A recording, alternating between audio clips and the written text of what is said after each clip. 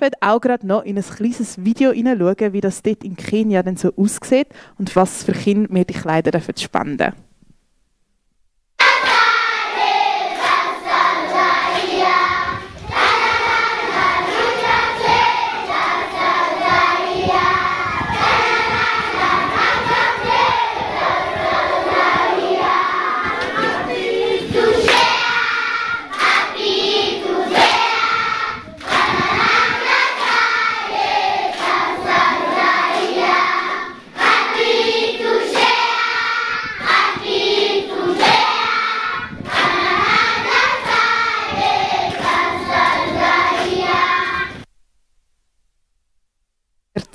Also ich finde Kinder mega herzig. Also Kinder mit so viel Lebensfreude ist einfach mega schön zu sehen. Die nächste Nachricht, oder die nächste Info, die ich euch geben darf, ist der Alpha Life. Ich weiss, wir haben es schon ein paar Mal gehört, aber ich will trotzdem noch mal kurz erklären, was der Alpha Life eigentlich ist. Und zwar ist das, sind das Übungen, ist das ein Kurs, wo man kommen kann und es gibt jeden Abend ein Znachtessen. Das heisst, wir werden zusammen als Gruppe Znachtessen. Nachher gibt es einen kleinen Input, wo Fragen zum Glauben geklärt werden. Und am Schluss gibt es eine Austauschrunde, wo man einfach ganz offen über die Fragen reden darf, diskutieren darf, einfach seine Meinung dazu bringen und wirklich einfach offen miteinander die Fragen eigentlich anschauen. Und zwar ist der Kurs für Leute, die vielleicht noch nicht so viel vom Glauben wissen, die vielleicht schon etwas vom Glauben wissen oder die vielleicht auch noch gar nichts vom Glauben wissen. Es ist wirklich offen für alle und ihr dürft jeden einladen. Das heisst, wenn ihr selber noch so Fragen habt oder ihr kennt jemanden, der so Fragen hat, der vielleicht mit euch arbeitet, der mit euch Sport macht, ich weiss doch nicht, wo ihr alles noch Leute trefft, nehmt doch so einen Flyer mit und ladet die Person ein. Wichtig zum Wissen ist noch, die ersten 1-2 Treffen dürfen wir einfach kommen und es ist noch nicht verbindlich. Das heisst, ihr meldet euch zwar an, aber ihr meldet euch noch nicht für den ganzen Kurs an. Also ihr dürft auch einfach mal kommen am ersten Abend, schauen, wie es ist und wenn ihr doch findet, vielleicht nicht unbedingt, sind ihr nicht verpflichtet, um an alle anderen Treffen auch schon zu kommen. Und die letzte Info, die ich euch noch weitergeben darf, ist für den Eheabend. Ich glaube, alle Ehepaare da innen stimmen mir zu, wenn ich sage, dass man auch nach der Hochzeit am besten noch in die Ehe investiert. Und genau das dürft ihr machen am Eheabend am 25. Oktober. Der Christoph Monsch kommt vorbei und haltet ein Referat, einen Input. Und genau dort dürft ihr einfach zusammen in eure Ehe investieren und einfach zusammen auch einen Schritt weitergehen.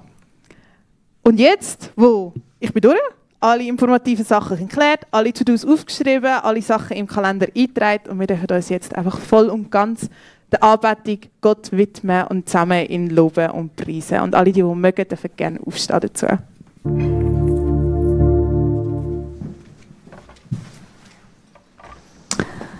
Amen.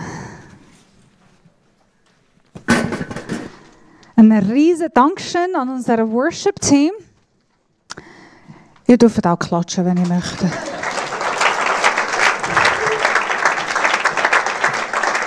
So ein geniales Band. Mega schön, ihr dürft das wieder machen, gell? Immer wieder. Ich habe eine Frage an euch. Ist es dir auch mal passiert, dass du einen Auftrag hast oder eine Aufgabe oder musst etwas erledigen, ein E-Mail schreiben? Deine Frau, dein Mann hat dich schon lange gefragt, kannst du bitte, Schatz, das machen? Du sagst, ja, sicher. Ja, mache ich. Und der Tag wird morgen, und morgen wird übermorgen, und übermorgen wird eine Woche, und eine Woche wird ein Monat, und du hast immer noch nichts gemacht. Es ist noch nicht so dringend, aber schon wichtig, aber nicht dringend. Ja, ich mache es. Und du schiebst einfach ein bisschen raus, gell? Und irgendwann vergisst du voll, dass du das machen musst.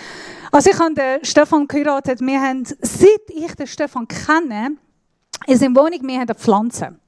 Er ist eine mega herzige Pflanze. Ich habe ein Foto mitgenommen, weil ich es heute der Pflanze zum Adoption stelle. Wir haben es nicht geschafft mit der armen Pflanze.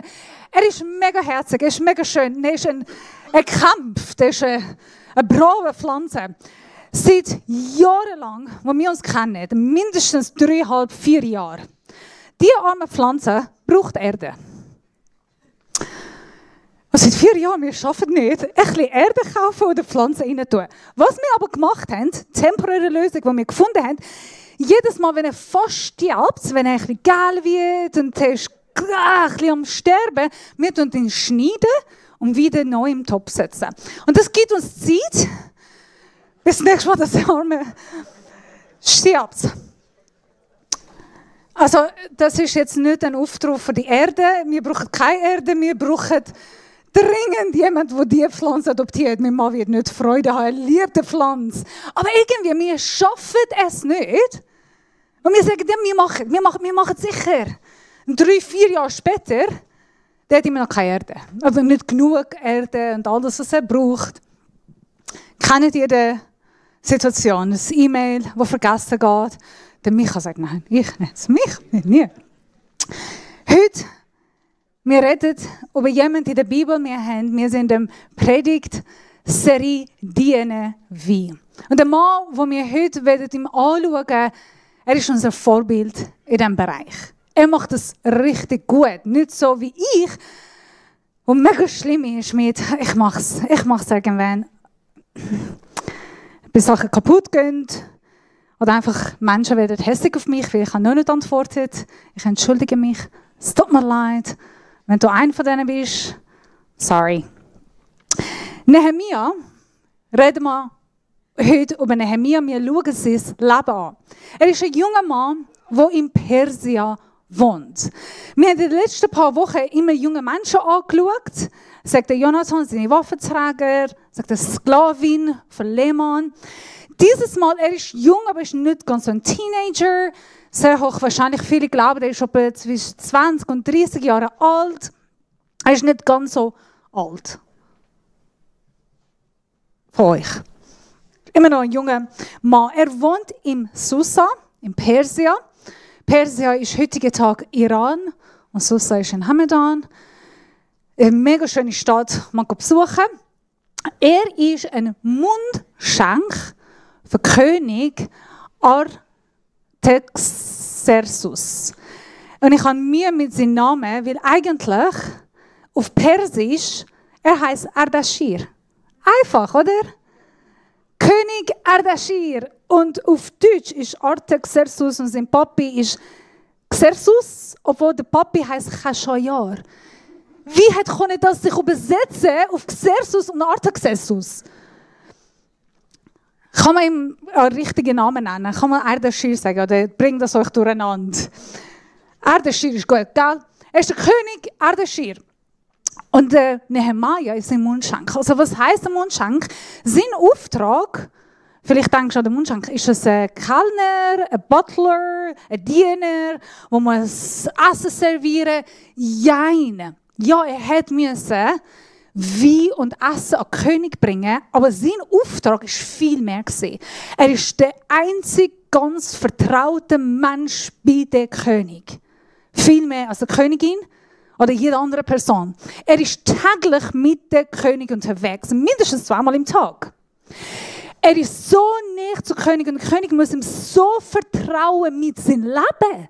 Er musste sicherstellen, dass der König wird nicht vergiftet. Er hat das ganze logistisch in seine Hand gehabt. Er ist ein bisschen wie der Sekretär. Er schaut, wenn Sachen kommen und gehen, er muss alles ein bisschen organisieren. Er hat selber Diener. Er ist selber der Chef. Er hat einen sehr hohen Status in dem Palast des Königs. Er ist sehr wahrscheinlich sogar ein Berater gewesen, neben dem König. Er ist sehr nah mit ihm unterwegs. Und der König muss dem Mann, der eigentlich sein Leben in Hand hat, voll vertrauen. Und wenn Nehemia etwas sieht, isst, trinkt und sagt, das ist gut. Das kann der König essen. Oder vielleicht ist auch schlechtes Essen oder ein Essen von dem letzten Tag. Sie haben einfach den Rest serviert. Und das hat der König nicht essen. Also er hat wirklich einen hohen Status bei dem König gehabt. Und der König hat ihm vertraut. Jetzt einfach, weil es interessant ist, denn Nehemia lebt in der Zeit von Königin Esther. Gewisse sagen, dass Ardashir ist der Sohn von Esther. Wir wissen nicht, sehr wahrscheinlich, das ist ihr Stiefsohn. Das heißt, der Vater von Ardashir, Chashayar, der der Mann ist von Königin Esther, haben noch in dieser Zeit gelebt. Der Nehemia hat Esther gekannt. In Kapitel 2 er schreibt von der König und dann sagt er, die Königin war neben ihm gewesen. Viele sagen, das hätte die Mutterkönigin Esther sein. Aber nicht, er hat sicher die Frau kennenlernen. Habt ihr das gewusst? Dass sie eigentlich in der gleichen Zeit gewohnt haben? Haben sich so wahrscheinlich kennengelernt. Gut, hey, die Jungen sagen, doch, ich habe es gewusst. Eines Tages, Nehemia hat ein gutes Leben, er ist ein reicher Mann, wird respektiert, seine Brüder gehen nach Jerusalem, kommen sie zurück von Jerusalem und er stellt eine Frage. Wie sieht Jerusalem aus? Hey, wie geht es Jerusalem? Was habt ihr gesehen? Und die Brüder geben eine schlechte Nachricht. Sie sagen, tragisch. Überhaupt nicht gut. Es sieht mega schlimm aus. Jerusalem hat keine Mauern. Die Menschen, die Juden, sie leben in Gefahr. Sie haben kein gutes Leben Nehemia. Und das bricht das Herz. Und wir lesen in dem ersten Kapitel, nächsten Vers, er sagt, als ich das hörte, setzte ich mich hin und weinte. Ich traute tagelang. Das ist ein bisschen übertrieben, oder? Denkst du nicht, wieso er reagiert so schlimm? Ich weinte und ich traute tagelang. Als ich das hörte, er ist traurig geworden. Es sind einfach nur Mauern. Dude, chill. Hat man gedacht, was ist los mit ihm? Nur weil Mauern kaputt sind, du reagierst so schlimm und es geht dann weiter. Er fängt an und er sagt, Gott, ich habe gegen dich sündigt. Ich habe deinen Bund zerstört. Ich habe deinen Bund nicht gehalten. Ich bin da schuld. Das macht mir zum Denken, über was redet er? Wieso reagiert er so schlimm? Wieso ist er so traurig? Geht es wirklich nur um Mauern um Israel herum? Ich glaube nicht. Ich glaube, der Nehemia hat etwas gewusst. Gott hat einen Plan für Israel. Gott hat einen Plan für das verheißende Land. Gott hat eine Idee. Er hat eine Verheißung. Er hat versprochen, dass die Menschen von Israel wieder zurückgehen sollten in dem Land wohnen. Das ist der Ort, wo sie in den Gott von Israel bekannt und berühmt machen. Das ist der Ort, wo Israel darf heilige Volk Gottes sein, damit alle anderen Völker sehen, wer der Gott in Israel ist.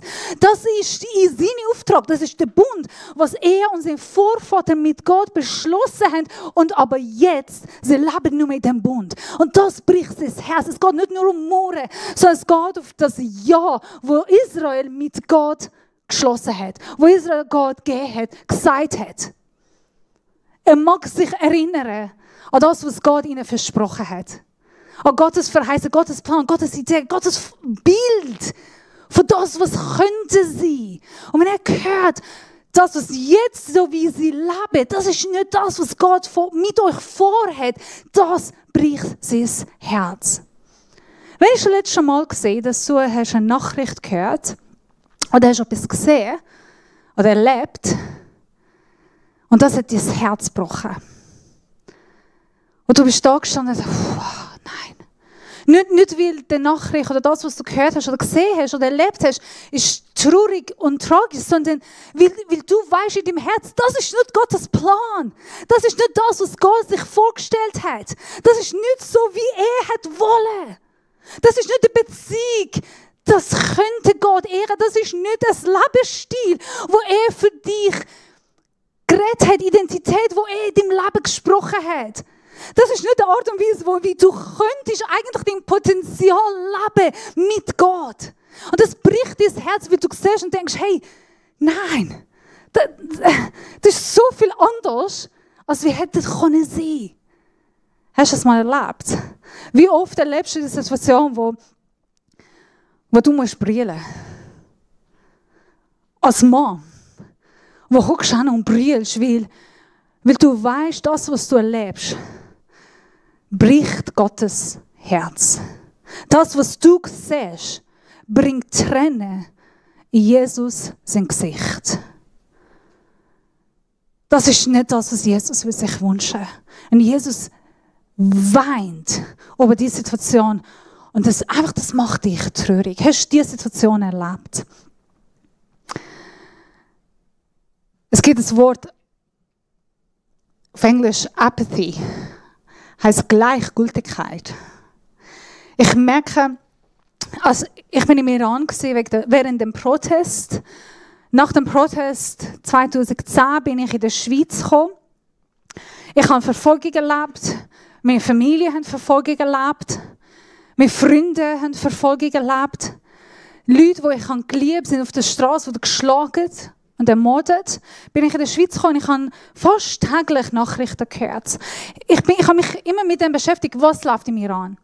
Aber ziemlich schnell habe ich mich gefunden im Ort, wo ich Nachrichten vermeiden kann. Ich habe nur gelesen, ich habe nur wissen, was läuft. Ehrlich gesagt, mich schützen, ist auch normal. Aber es ist zu dem gekommen, wo ich dachte, hey, ich halte es nicht mehr aus. Und manchmal sogar so weit, dass ich sage, hey, mein Leben ist jetzt gut. Mir geht es gut. Ich kann mich nicht so viel mit dem Thema beschäftigen. Das heisst Apathy. Manchmal, wenn wir so viel in dieser Ort sind, wo wir sich selber mit dem beschäftigt sind, und heutigen Tag in unserer Welt läuft so viel Chaos und so viel Ungerechtigkeit und Schlimmes, dass wir nicht mehr nachvollziehen können. Und manchmal, wir schließen unser Herz und denken, ich kann es nicht mehr. Verstehe ich auch. Verstehe ich sehr gut. Und gleichzeitig, wenn erlaube ich Gott, mein Herz zu berühren. Wenn ich mich schütze und wenn sage ich, Herr, berühre mein Herz, brich mein Herz von das, was dein Herz bricht. Bewege mich von das, was dich bewegt. Das erste Punkt, was ich von dem Nehemia rausnehmen. Kümmere dich von das, was Gott wichtig ist. Kümmere dich um das, was Gott wichtig ist. Das hat der Nehemia sehr gut gemacht. Er hat gewusst, das ist Gott wichtig. Das liegt auf sein Herz. Er hat Gottes Herz gekannt. Und das ist in dem Fall auch auf sein Herz gesehen. Und dann, was hat er mit dem gemacht? Er hat auch sagen, hey, das bricht wirklich mein Herz. Das ist schlimm. Jemand muss jetzt aufstehen und eine Mauer bauen. Jemand muss zurück in Israel und sie helfen. Das geht nicht. Was macht er? Er steht nicht und sagt, jetzt gehe ich und mache ich. Nein, er betet. Das ist das Zweite, was er macht. Wenn du etwas hörst, was dein Herz bricht, und das ist ein Entscheid, wo wir treffen mit Gott und sagen, hey, Herr, berühre mein Herz. Und dann gehen in Gebet. Im Gespräch, das ich habe mit vielen Pastoren, wir treffen immer wieder Pastoren, das einzige Thema, wo jeder Pastor mit dem zu kämpfen hat, wo jeder Pastor sich überlegt, wie machen wir das stärker, ist was? Gebet. Wenn du den Pastor fragst, das ist eine schwierige Frage an jeden Pastor, wie macht ihr Gebetabende? Wie macht ihr Gebet in eurer Kirche? Das ist immer, Habt ihr bessere Erfahrungen? Wir sind alle 3 Pastoren da. Wuhu! Das passiert fast nicht. Hi! Jetzt wisst ihr, was wir gemacht haben? Wir haben so viele Sachen mit Gebet probiert. Wir haben so viele Themen mit Gebet am Freitag gemacht, am Sonntag gemacht, am Mittwoch gemacht, weiss nicht was alles. Und endlich haben wir gefunden, wir machen Gebet während dem Gottesdienst, damit ihr nicht wegrennen könnt. Wir behalten euch da. Jetzt sind wir gefangen. By the way, heute ist Gebet. Nach dem Gottesdienst. Wenn einer wegrennt. Gebet ist so wichtig und doch so ein kämpftes Thema. So ein Thema mit Angriff. Und Nehemia, er geht schnell ins Gebet. Es geht nicht um jetzt eine Stunde lang beten. Gut, er betet 4 Monate lang für das Thema. Er hat im Nisan angefangen, 4 Monate später erst kommt er mit einer Antwort. Er trägt das Thema mit sich für 4 Monate lang. Aber es geht nicht um das, sondern wir können mit einem Tag, mit 4 Minuten anfangen. Wann ist das letzte Mal gewesen, wo du am Morgen früh aufgestanden bist, oder am Morgen, wenn du aufgestanden bist, hast Gott gesagt, brauch mich. Herr, das ist der Tag. komm mit mir. Tust du dich heute durch mich offenbaren? Hey, gib mir heute eine Gelegenheit, wo ich von dir erzählen kann. Hey, ich weiss es nicht, wie ich werde heute unterwegs sein, aber ich lege mich in deine Hände. Einfach brauch mich. Amen. Einfaches Gebet. Darf ich das zweite Folie haben? Fang mit ein einfaches Gebet. Du kannst schon eine vorher gehen. Als ich das hörte, setzte ich mich hin und weinte. Ich traute tagelang fasten und bettet. Ach Herr, du Gott des Himmels, du große und ehrfurchtige, bietender Gott. By the way, auf Englisch heißt You great and awesome God. Awesome God auf Deutsch. Du Ehrfurcht, gebietender Gott. Awesome. Du hältst deinen Bund mit uns und erweist allen deine Güter, die dich lieben und nach deinen Geboten leben. Er erinnert sich, Gott ist awesome. Du große und awesome. Ich sage es einfach awesome, weil es awesome ist. Du große Gott. Und dann, nächste Folie, bete ein einfaches Gebet. Und schau, was es mit dir macht. Vielleicht bist du unterwegs zum Arbeiten, Schule, Frisur. Habt ihr gesehen, by the way? Super, danke. Und einfach beten. Sag Gott, wie. Ich bin letzte Woche bei der Friseurin gesehen.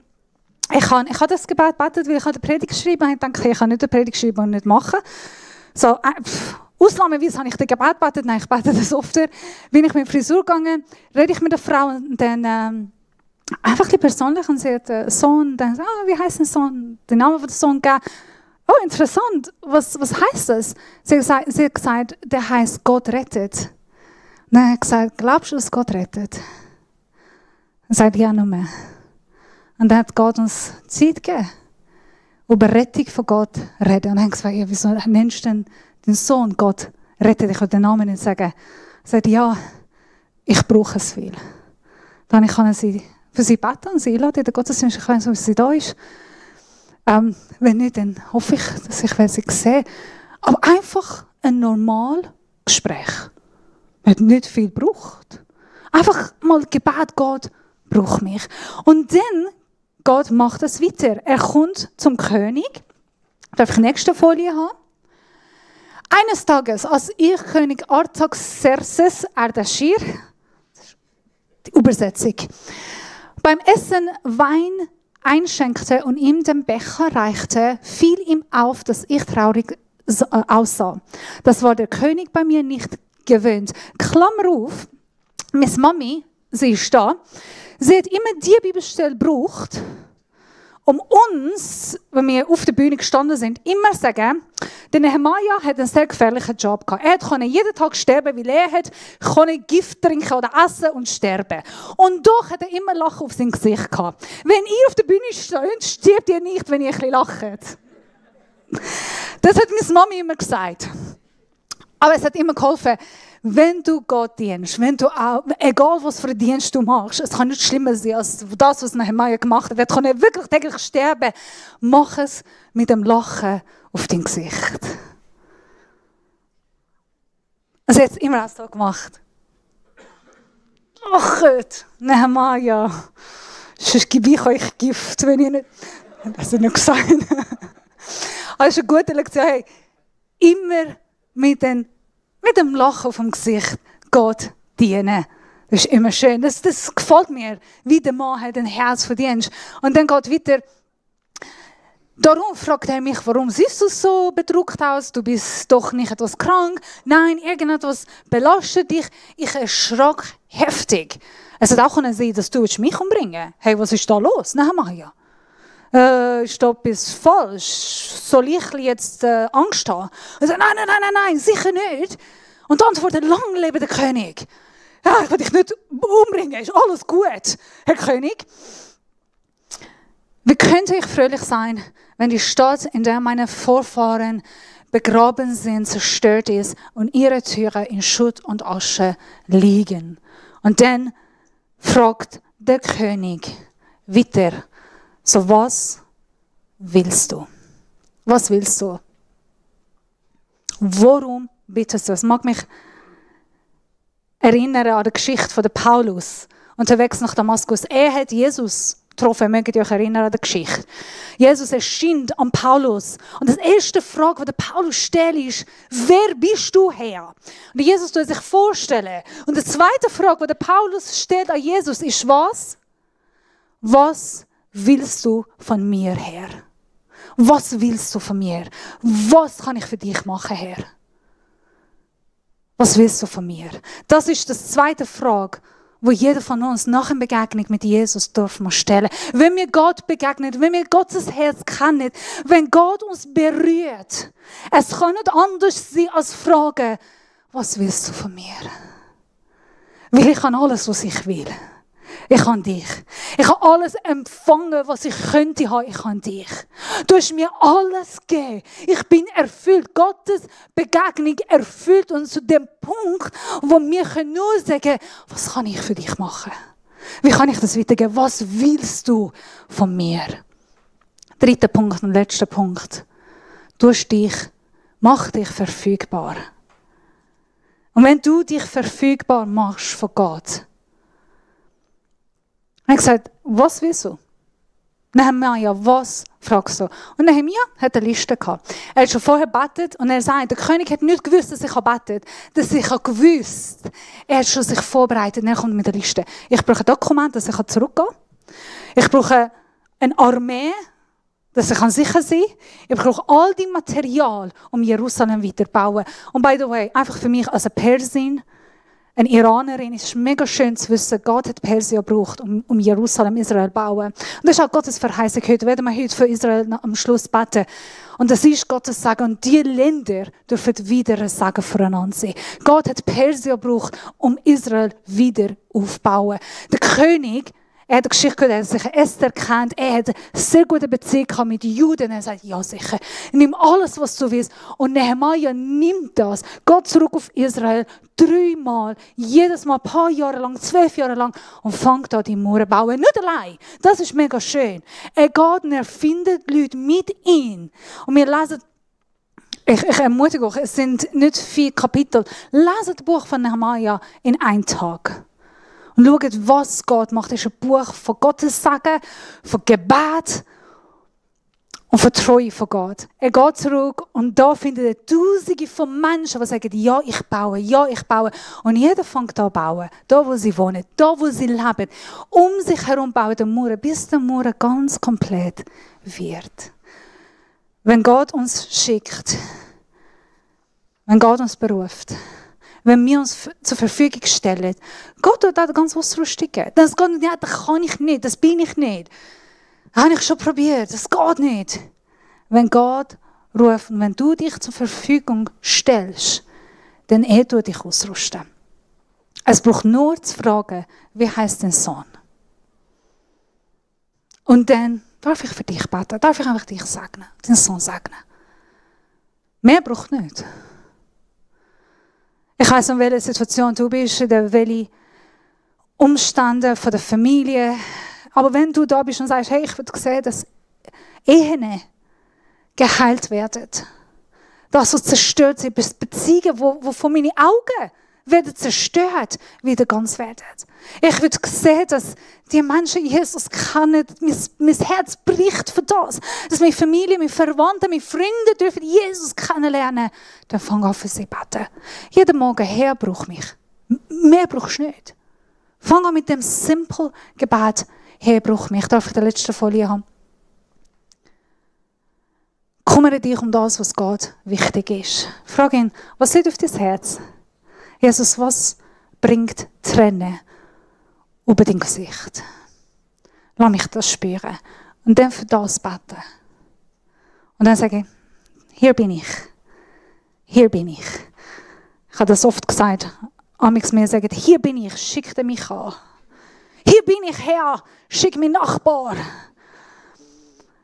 Manchmal ist es auch gut zu sagen, hey, hier bin ich. Send me, schick mich. Wir werden jetzt in den Abendmahl einsteigen.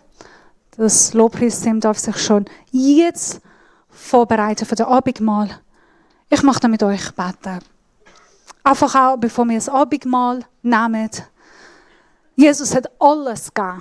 Jesus hat gewusst, der himmlische Vater hat die Menschen so geliebt, dass er seinen eigenen Sohn gegeben hat, damit jeder, der in ihm glaubt, darf nicht sterben, sondern ein ewiges Leben haben. Und Jesus ist fertig gekommen, er hat uns so geliebt, dass er sein Leben gegeben hat, damit wir befreit, geheilt und ein ewiges Leben haben. Und dafür kann man ihn loben und preisen. Ihr dürft schon auf der Bühne kommen. Ich werde beten und wir steigen jetzt im Lobpreis.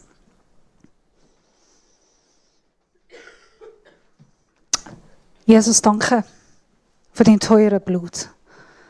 Für das, was du gemacht hast. Für den Preis, den du gezahlt hast. Und Jesus, wir wollen auch wieder Nehemia sein. Und einfach nicht bequem in unserer Plastik in der Schweiz leben. Oder in unserem Leben einfach beschäftigt sein. Sondern wir wollen sagen, brich mein Herz, brich unser Herz für das, was dir wichtig ist. Wir wollen uns zur Verfügung stellen. Und sagen, nimm mich und brauch mich. Ich will Jesus dir berühmt machen. Bekannt machen, dass jeder Mensch, der um mich herum sind, dich kennen.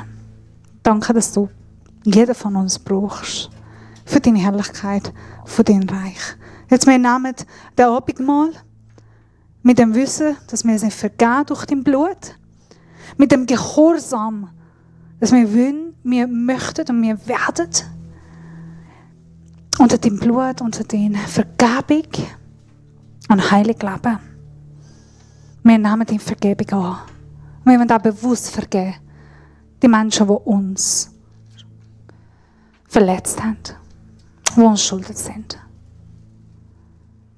Und danke für das, was wir durch dich, Jesus, haben. Amen.